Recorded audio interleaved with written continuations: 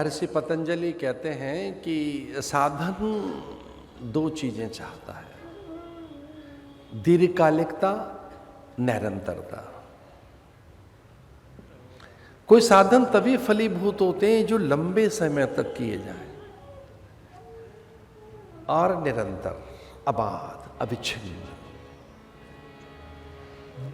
साधना में गतिरोध तो होता रहेगा, लेकिन साधना खुर्द बुर्द न हो जाए, खो न जाए।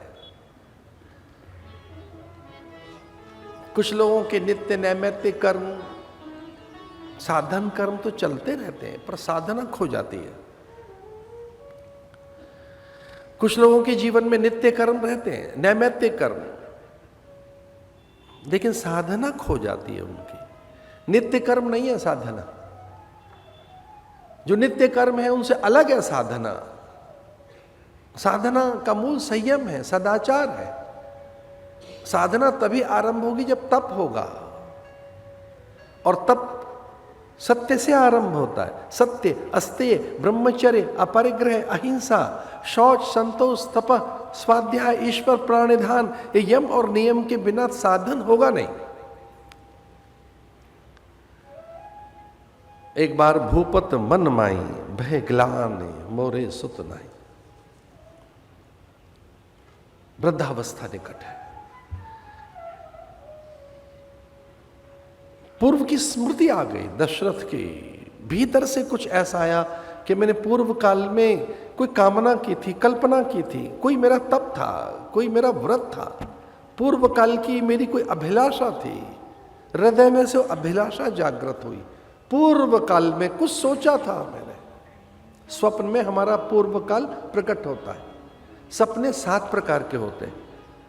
एक सपना वो जिसमें पूर्व की स्मृतियां उजागर होने लगती हैं। पूर्व काल, कारण शरीर कई बार प्रकट होता है। कोई चीज आपने की नहीं, प्रकट हो जाएगी आपके जीवन में, धन के रूप में, प्रतिष्ठा के रूप में, भवन वाहन के रूप में, आपकी संतान के रूप में, पता नहीं क्या क्या प्रकट हो गया ये सब। आप अकेले थे, पता नहीं क्या क्या है आपके जीवन में। ऐसे सपने में भी एक माया है सपने की। तो हृदय में जो चाहा था वो प्रकट होने लगा। तुलसीदास जी एक और बात लिखते हैं कि मन की बात गुरु को सुनानी चाहिए, सुख दुख की बात अपने दुख केवल गुरु को बताने चाहिए। तुलसीदास जी ने एक चौपाई लिखी है इसमें। अपना दुख किसी और को मत बताना। जिसके पास दुख निवारण की औषधि है उसे बताना। ये गुरु है कौन? तो कहते हैं माता पहले गुरु है, पिता दूसरे गुरु है। अब माता पिता तो है ना, दशरथ की न तो मां है न पिता है। पहले गुरु कौन है? मां। दूसरे गुरु कौन है? पिता। आचार्य देवो भव, फिर आचार्य गुरु है।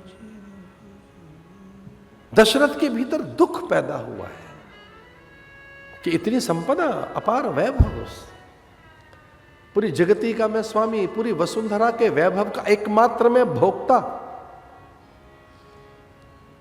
जब मैं कदाचित ऐसे ही तरंग में स्वस्ति वाचन करता हूं तो सनकादिक द्वार पर आ जाते। ऐसे पुण्य हैं हमारे कि मेरे स्वस्ति वाचन से रीझ कर सनकादिक आ जाते हैं।